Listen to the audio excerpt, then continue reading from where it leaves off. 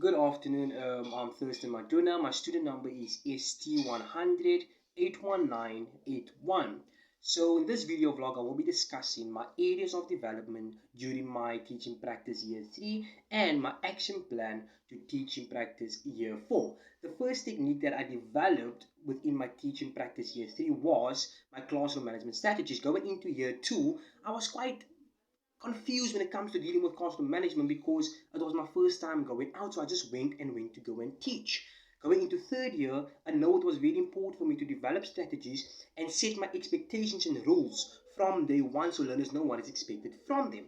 When it came to my disciplines and approaches within year 3, I dealt with things individually, immediately, and directly to the student misbehaving, so that not only that student knows how to behave during lessons and when lessons are not being done, but also the other students know what is expected from them while I'm teaching. This was extremely important going into the teaching practice year 3.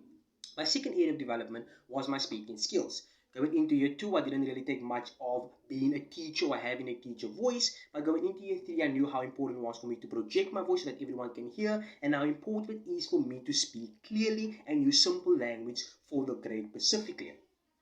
The other techniques that I use were techniques to get learners excited. For example, before lessons, I usually used a technique where I said hocus pocus and the learners were to reply, let's all focus. That technique helped learners immediately get focused, immediately focus on to me and leave everything in their position and focus to the front. That really helped me to get started with lessons. I also used the technique that I learned at VC where it was clap once, clap twice, and fold your arms. At that moment, everyone is focused onto me and they are listening. The third area of development was my assessment creations. I think I had a little bit of a problem in year 2 with my assessment creations, but this year, despite me having a little bit of ICT in my classroom, I made effective worksheets that targets all the learners' capabilities according to the lesson objectives and align with gaps. This year, I developed assessments that align with gaps, so I use the textbook at close hands at all times to make sure that it always gets aligned with gaps and it always tests what the CAPS textbook wants from the students. So I think I very much improved this year with my assessment creations and testing learners' lesson objectives, testing whether learners has grasped what was taught, and allow learners to then demonstrate their understanding and allow them also to test whether they understand the topic or not. So that's all my areas of development for year 3.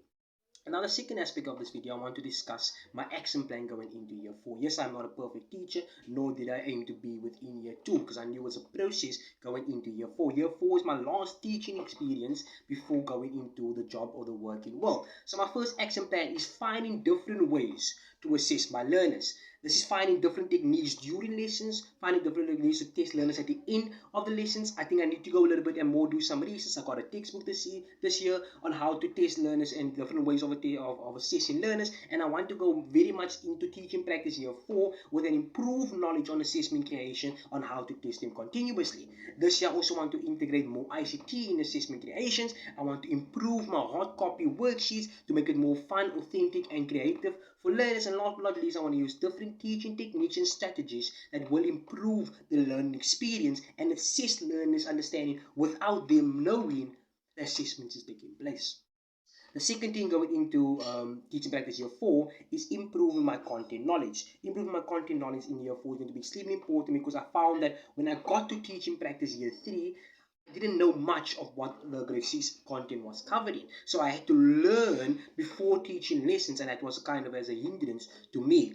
But going into year 4, teaching grade 7, prior to even going out into schools, I already want to increase my content knowledge so that I give my best version of the best version of myself to the students in that grade 7 class for whatever school that I am going to. And then the last and final thing for this video, I'm going to discuss the last action plan going into year 3 that I want to improve, and it's something that's going to be deep within me. It's going to be called the tutoring skills. I want to develop and improve my tutoring skills in mathematics and reading skills. So I found a lot of time on my hands when I was at Lisbik. A lot of learners struggle to read. A lot of learners struggle to do basic numeracy and basic numeracy skills, etc.